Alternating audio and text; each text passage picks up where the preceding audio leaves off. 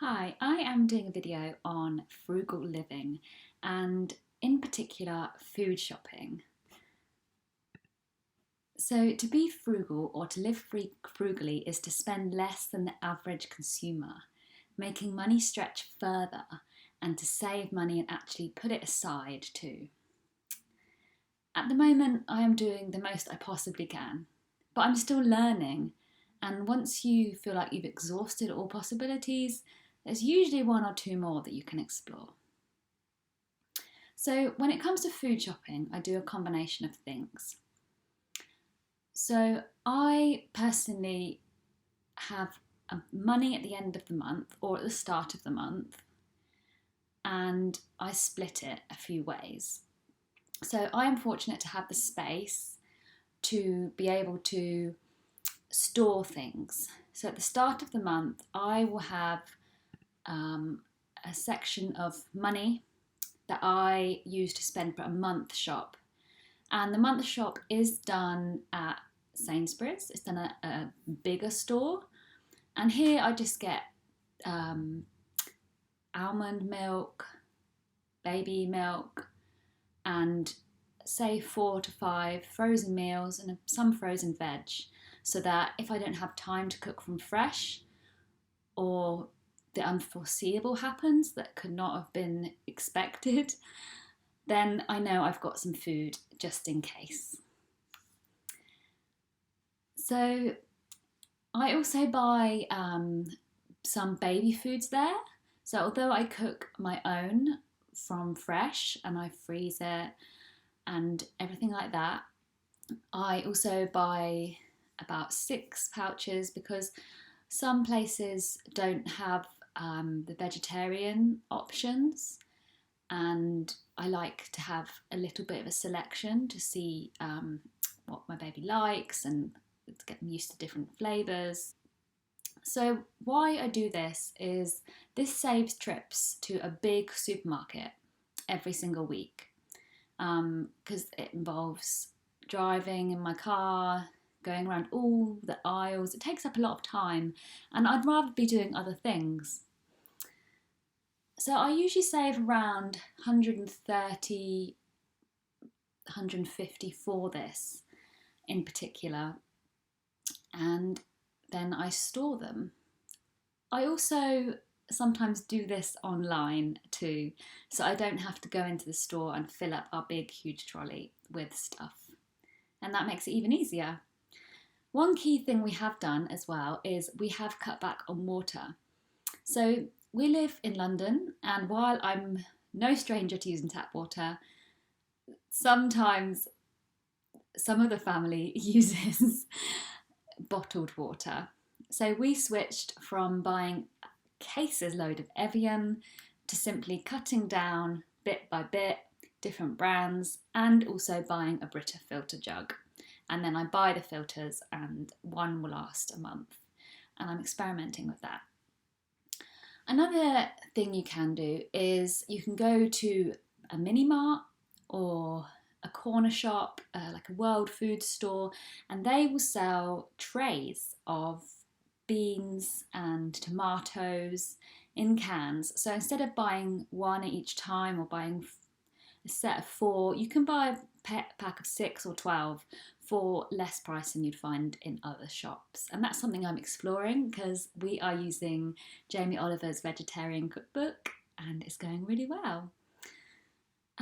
For our weekly shop, I actually go to Lidl at the moment, and I do this because it's very close to where we live. So it's not uncommon to see people in East London with a trolley.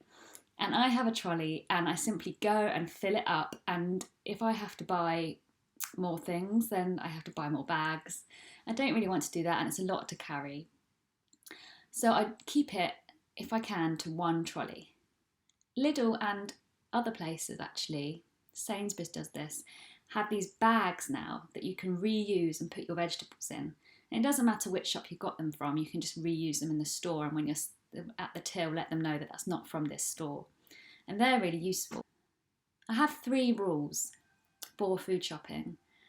So one is I don't go when I'm hungry. 2, I'm better on my own. and 3, I meal plan the day before.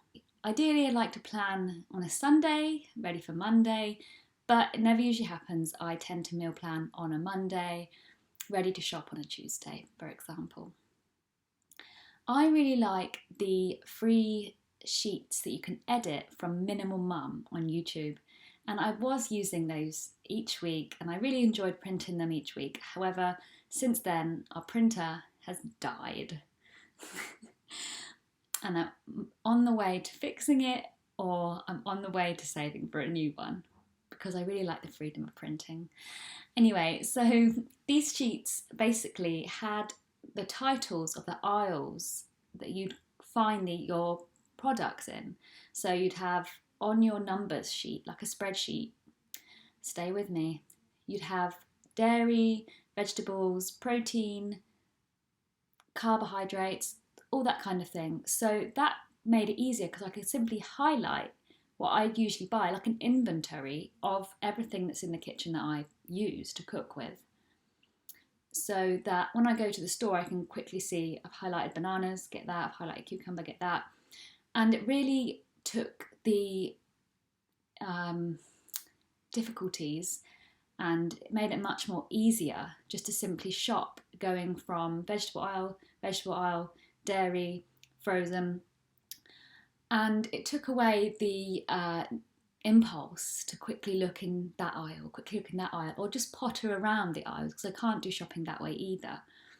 It also has taken me away from the bargain aisles in Lidl, which are sometimes a good thing. You can get great items that you already wanted from there. However, for me, I've stuck to buying what's on my list and buying what I need. Also, we switched up from Pampers to Lidl nappies because there was no irritation. They do the job, hold everything well enough, and they're going to go straight in the bin anyway. And I save half the price in doing so. I prepare around £40 to £60 in Lidl, but sometimes I end up just spending 30. And this brings me on to my next point. So I am a big fan of separating my money for certain things. So I separate my bills, my expenditure, my food shopping, and my saving. Okay, so I use a new style bank card that has an app to it, and it can you can scan receipts with it, you can create saving pots, and it can give you a quick reminder and it gives you an alert when you've spent money, and it can also, you can set it so it says you have so and so to spend in the next 31 days, so that you can always see how much is left of your money. Within these are also saving pots and save the change. So I have turned on save the change around 2 months into using it, or could be a bit more, maybe 3. And looking back at my app, I can see that at least £20 I have saved through Save the Change. And with those saving pots, I also transfer at the end of the month. I did used to do this weekly, but it just seemed a little bit too rigid, because if you need food, you need food, or baby things. So I make sure just to transfer what's left on my card into my saving pot at the end of the month.